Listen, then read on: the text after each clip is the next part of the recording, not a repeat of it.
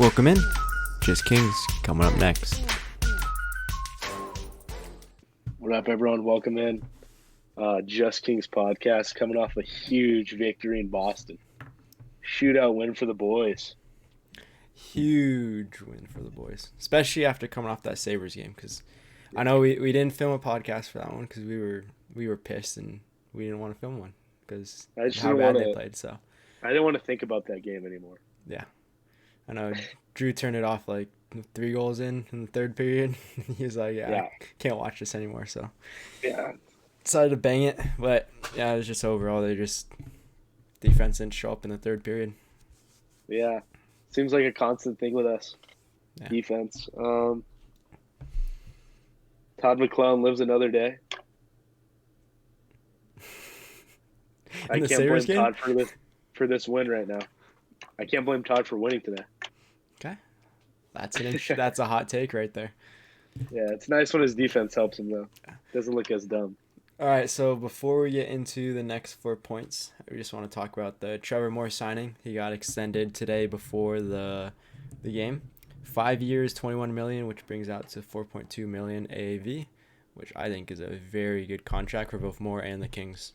So, what do you think about it? Little team friendly for sure. Mm-hmm. I mean, you're talking about a second liner. I don't know how many minutes he's averaging, but he's getting second line minutes every night. Just under 20, he averaged like 18 around there because he's on the penalty kill and second power play line as well. Exactly, and he just fits with Danault and Arvidsson, so he got that locked for many years to come. Mm-hmm. Pretty damn good signing. Yeah, no, I know what you said there is a team-friendly deal, and I think that's just completely in Moore's personality. Like, he's a team guy. He's going to do whatever it takes to win. You can tell just by how he plays, how he's a grinder out there. And then taking this contract. It's always good to have a hometown kid as well. I mean, he said he grew up going to Kings games, so I'm sure he wanted to stay in LA. Yeah, 100%. I know his family lives in Simi Valley. Small city around near where we live. So yeah. Also, I know that I wanted to talk about this. I know that the Kings have a lot of money locked up between all of our guys, specifically like Arvidsson. Not Arvidsson. Who was it? Who was it that I was talking? Kopitar, Doughty, Kempe, Iafallo. Now you add more to that list, but the actual cap itself is going to go up after this year. You want to explain how that works? Yeah. So basically, the league has total revenue coming in from the NHL, and then they divide that up between all the teams and say this is the cap that you guys can have per year. Revenue's going up. Hockey's getting good. Mm-hmm. So about that in general, dude. Hockey is just growing in America. I think ESPN Plus is a big part of it, actually. Mm-hmm. Like, I can turn on and watch a hockey game any night. It's pretty awesome. Yeah, it is great.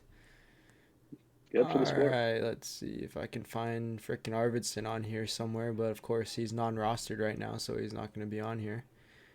But we have Darno through 2026 locked up. So you just locked up that second line. Yeah. Nice. He's just not on here. That's just great. But we do got to sign a couple of guys coming in next year, and I'm sure we'll talk about this more coming up in the off season. But we got a bunch of our rookies going on restricted free agency, such as Kapari, Velarde. We're gonna have to pay a little bit. Fagemo, Jared Anderson, Dolan, Mikey Anderson. We're gonna have to give another contract to Bjornfoot, and Austin Wagner, who's down in the rain right now. So, got a couple guys to pay this offseason. All right, going on to our next point. Sean Dursey. Been in every single one of our podcasts. Sometimes it's a positive. Most of the time it's a negative. But one thing, Faust said he's fighting through it today, meaning that he's having a bad game and he's having to do like everything he can to be decent at the game today.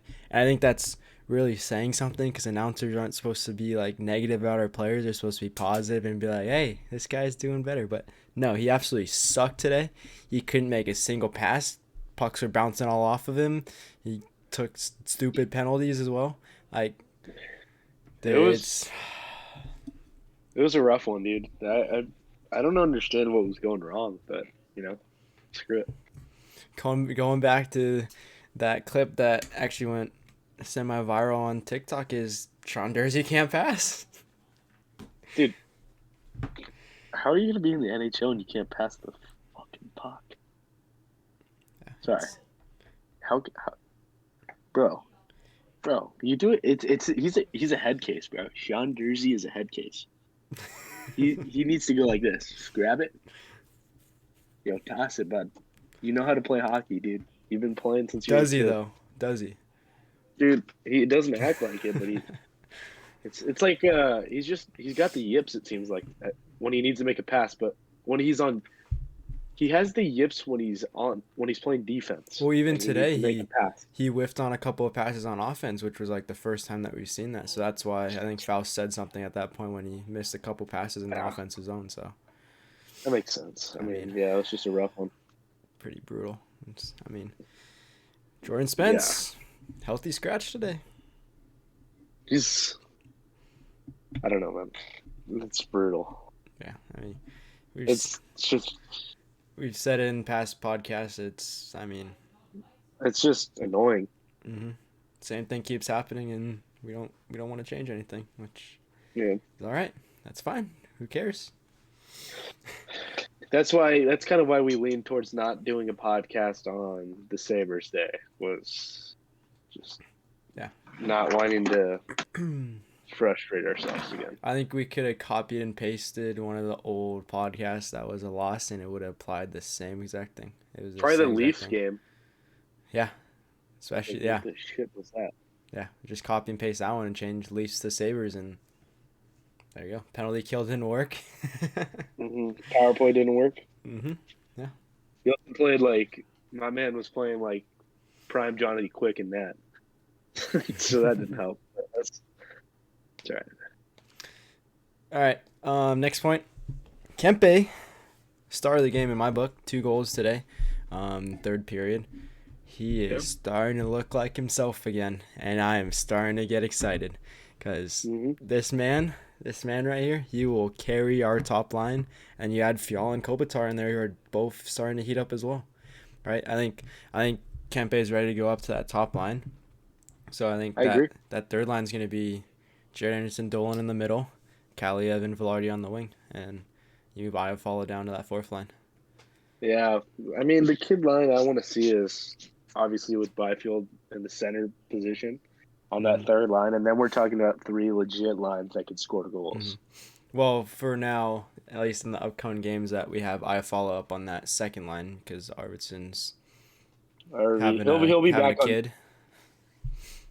Yeah, good for him. Should still be playing hockey though. When are we playing?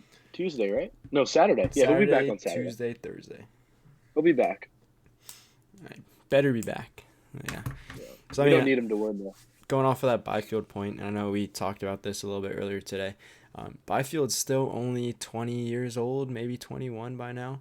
So I mean, he has 3-4 years, so he's in his prime playing years. I mean, he just needs to develop right now and be ready for when we're contenders for the cup. Yeah. He's 20 years old. Yeah, I mean, he's got a couple years left of development. To think he's nowhere near his prime yet, and like time-wise, that's a dangerous thought. And he's a second overall pick. Like, he's going to be a dog. Yeah. I know, especially for, us, you and me, we want to see our kids playing, obviously, just because, we've been following them for a couple years now. And, we're anxiously awaiting watching them play in the NHL. But, like you said, if he can develop so that way he can elongate that prime, that's how we're going to win a cup.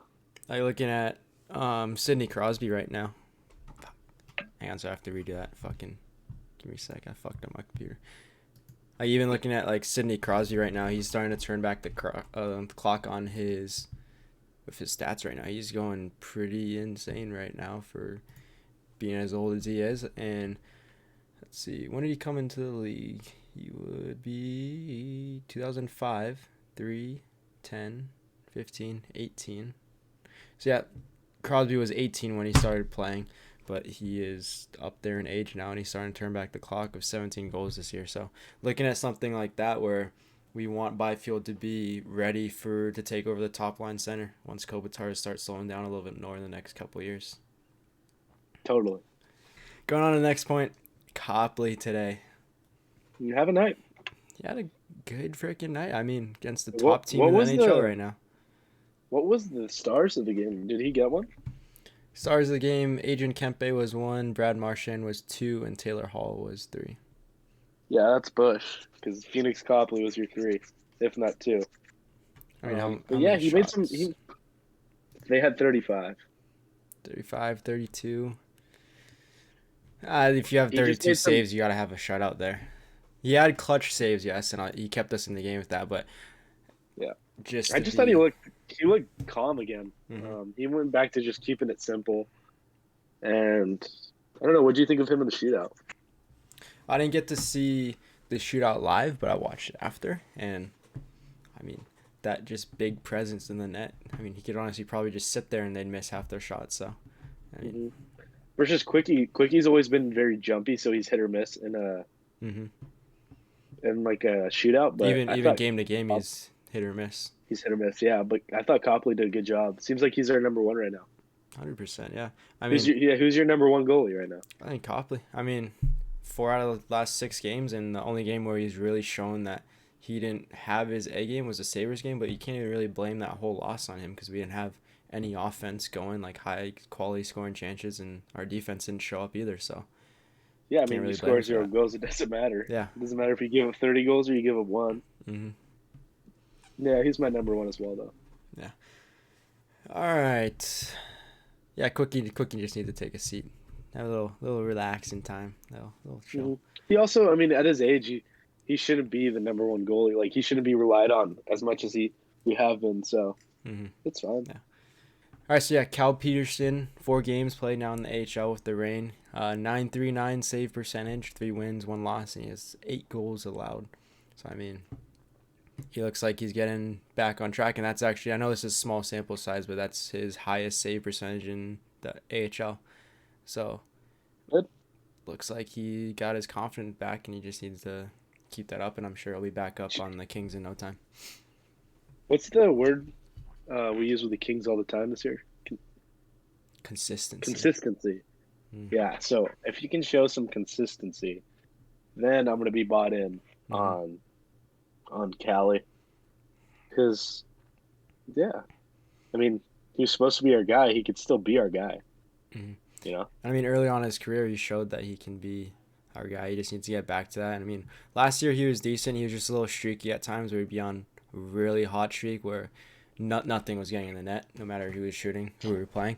And there's times where every single shot was going in the net. So you just need to find that middle ground and be consistent with it. Be consistent, exactly. Yeah. All right. I mean, I don't really got much else to say about the Bruins game. I mean, it was solid comeback win. I mean, great comeback win. Dude, points, man. 2 points. Awesome. Yes. Great end of the roadie. I'm hoping that we can ride that momentum into these next upcoming games. I don't know if you have. Yeah. We're going to talk about upcoming game. Yeah, we'll talk about that in a second. But yeah, especially getting those 2 points when the Oilers lost in overtime and the Kraken lost in regulation. That is just huge. We can back up in second place. Yep. Based on points, percentage. Yeah, percentage we're probably still in third though, behind the Kraken. But yeah, it's good to get those 2 points. Yeah. So yeah, especially beating the Bruins, I'm hoping that, like you said, we carry this momentum. We stay hot. We have the Sharks, Ducks, and Flames coming up, and then Arizona after that. So we're playing 4 teams that are 100% beatable. Probably the best one out of them will be the Flames, but they're not playing good right now either. So that would be. They're on a 4-game losing streak, actually. I mean, hopefully we add to that. The only one that I'm a little bit, the one that scares me the most, but I think will be interesting for the Kings to see how they play is the Sharks one because of their penalty kill.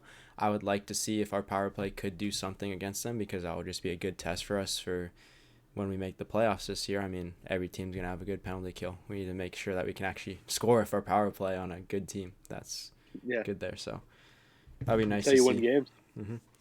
And after those 4 games, we play Vegas, which will be another good test for us. Top team in our division right now. Hopefully we can scratch away 2 points from them. Yeah. And make your losses in overtime, right? Yeah, that's a big key right there. Got to Mhm. get points anyway you can, even if it's with an overtime loss. Even those absolutely suck when you're watching them. When you see two guys go down and fall and eat crap in the offensive zone, you're like, oh crap, we lost. Yeah, oh shit. But yeah. All right, yeah. You know what? I'm gonna give my prediction first because you're gonna steal my take here. So first goal against the Sharks on Saturday. It's gonna be a bold one here. Adrian Kempe on his bobblehead night. Yeah. Yeah, good one. Really creative. Yeah. Real creative there. I got a hot take. JK, it's not a hot take. Victor Arvidsson's gonna come out with that dad strike. Mm. Yeah, I'm gonna He's gonna laugh. I'm gonna rip a laugh. snipe. I'm gonna laugh when he's still non-rostered on Saturday, and you're just gonna look He's like gonna an be in the lineup. idiot. He can see his kid after.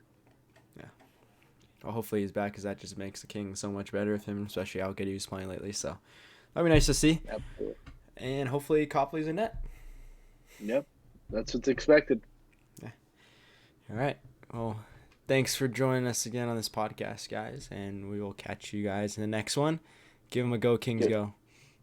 Go Kings go. Nice and rowdy.